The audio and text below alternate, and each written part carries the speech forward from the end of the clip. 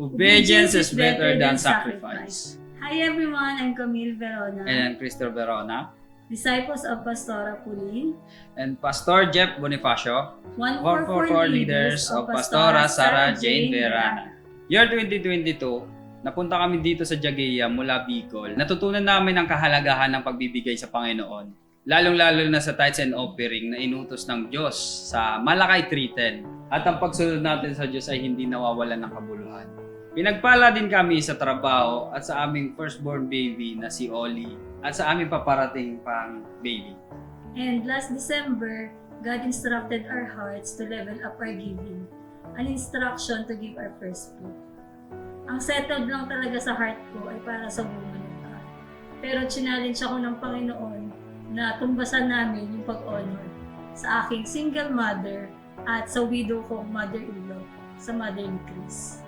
Although it required giving our all to the point of being empty, sa unang buwan ng taon, hindi naman kami pinagkulang ng Panginoon at nag-provide din siya ng budget para sa dedication and first birthday na aming firstborn na si Oli. At hindi lang sa finances nagpaparanas si Lord ng pagpapala, kundi sa mga taong ipinagkakatiwala. I and Camille are blessed dahil ginagamit ni Lord ang buhay namin to help the young people as well. And even in the ministry, we are blessed to be chosen by God upang magamit niya to minister to the people through the gifts and talents na meron kami. At ang pinakamagandang blessing ay ang restoration ng broken relationship sa aming pamilya. Yung revival at salvation na 13 years ko nang pinag-pray. Finally, at sa unang beses, nabuksan sa aming tahanan ang family altar. Isa pa, God is reinstating the calling na matagal ko nang iniwanan at kinalimutan kasabay ng pag-iwan ko sa Bicol.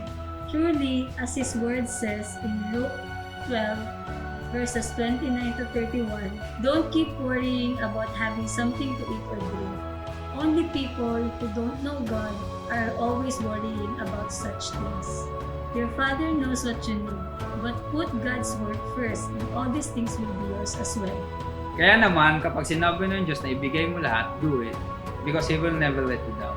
God is pleased with our giving kapag ginawa natin ng buong puso at pagsunod. So do not withhold what is for the Lord and release what He is telling us today. Again, I am Camille. And Cristo Verona testifying that as we obey, God will not allow us to be empty-handed. And surely, He will make a way for us. Let us give our all to the Lord. God bless Jagueans! Nagpapasalamat at binless ng Panginoon dahil sa mga hindi po nakakaalam, siyempre breadwinner, ako po yung breadwinner sa family namin since panganay din ko. And yung fear ko talaga is yung mawalan kasi kapag breadwinner ka, parang ang mindset ko noon, hindi ka pwede mawalan kasi ikaw yung pader. Kapag pader ka, sino yung sasandalan mo? Kasi sumasandal sa yung mga tao. Pero nung napunta po kami dito sa Jaguea, doon ko mas lalong na-appreciate si Lord. At simula nung nakasal kami, tinanggal ni Lord yung attachment naming mag-asawa sa pera, kundi pinalitan niya ng attachment sa Kanya.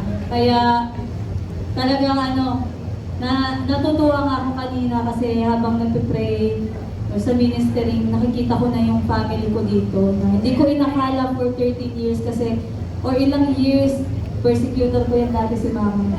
Pinapalayas ako dati. Talagang, grabe yung mga insulto, yung sa demonyo yung ginagawa ko. Lumayas ka dito, hindi ka na ama, hindi ka pag nagpabaptize ka. Pero ngayon, kasama ko na siyang umiyak. Kasama ko siya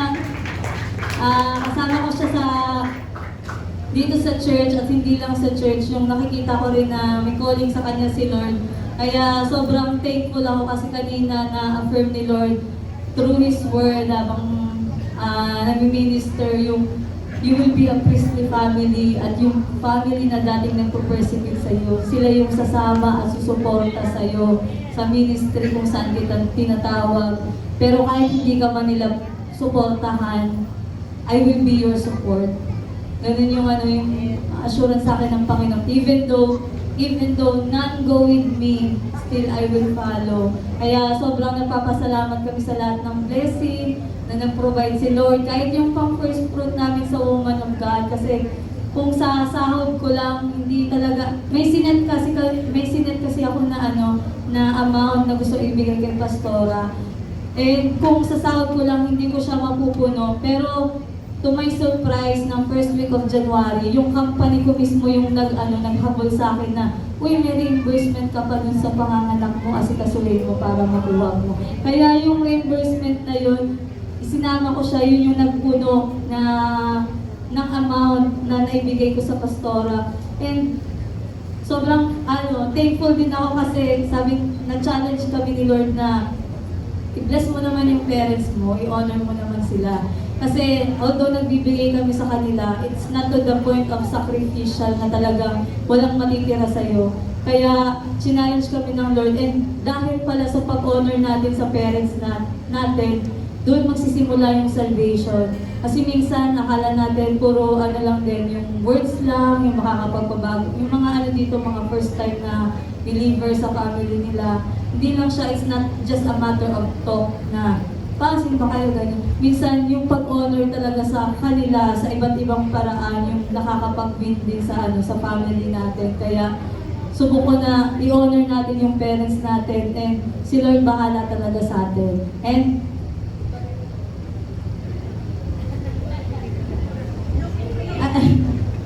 pasalamat din kami kasi kahit na empty talaga sa unang buwan ng taon, na napabinyagan, na dedicate na namin si Oli, and yung first celebration ng birthday niya kahapon, hindi talaga kami pinagkulang ng Lord na may yung budget namin, mas inan pa ni Lord doon, na hindi kami sumagal at hindi rin yung talagang Kaya sobrang nagpapasalamat kami, and dininig din ni Lord yung prayers namin na sana yung gender ng namin ng baby namin ay boy naman. Ayan, in-announce na po namin, lalaki po.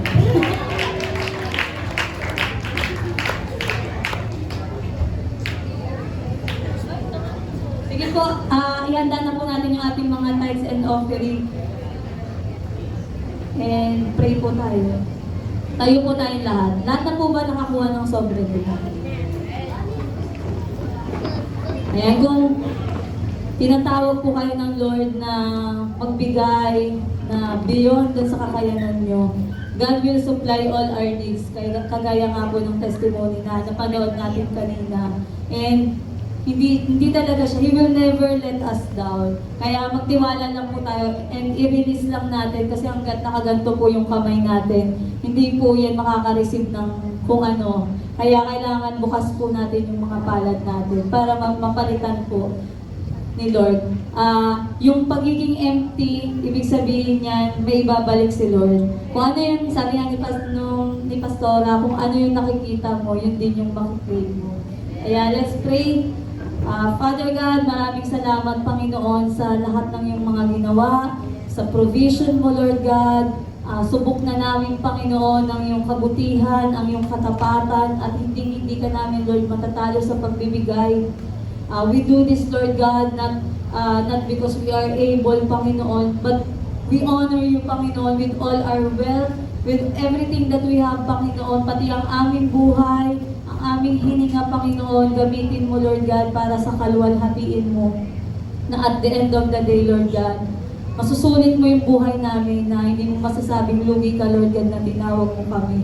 Kaya maraming salamat, Lord God, sa lahat ng magbibigay, sa mga nakapag-decide, Panginoon, sa buhay nila na i-bless ka, i-honor ka.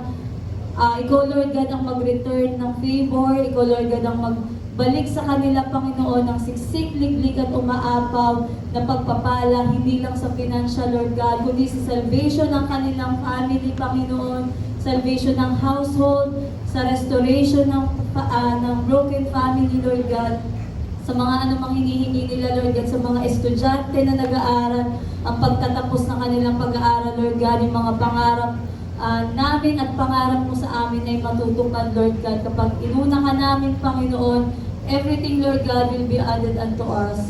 And we thank you, Lord God, pagpalain mo, Panginoon, ang aming pagbibigay na hindi ito masayang just because mali ang aming mga puso, Lord God. Kundi itama mo po ito sa pangalan ni Jesus. Amen. Sige po, ibigay niyo.